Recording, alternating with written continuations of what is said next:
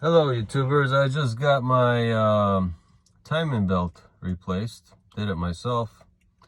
Wasn't too hard. I followed another YouTube video. There's quite a few of them. But now I need to turn off this warning light or reminder that I need to change it.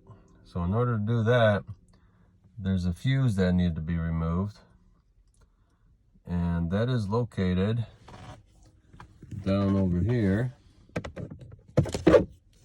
and it is fuse number 21 according to some other Google research I've done,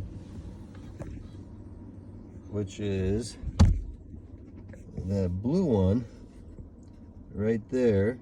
The 15 amp blue fuse needs to be pulled out, and you're going to wait a couple minutes and put it back in, and it should work. So I'm going to give it a try, and I'll put a video on that too. So on this lid, as you can see, fuse number 21 says CLSTR, so it's for the cluster, the 15 amp.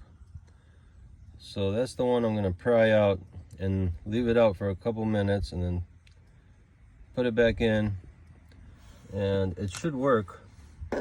Alright, so see, I got it out. It's been a couple minutes since I paused the video, so I'm going to put it back in.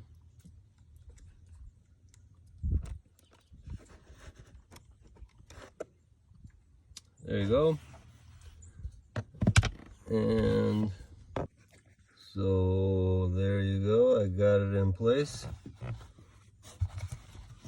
And I'm gonna reattach that. And we'll give it a try. See if that light's gone.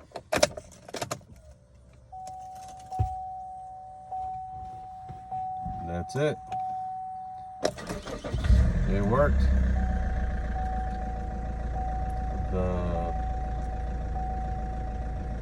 Replace the timing belt light is gone. And this is for a diesel model, 2014 Chevy Cruze, and it's the same for the 2015 Cruzes.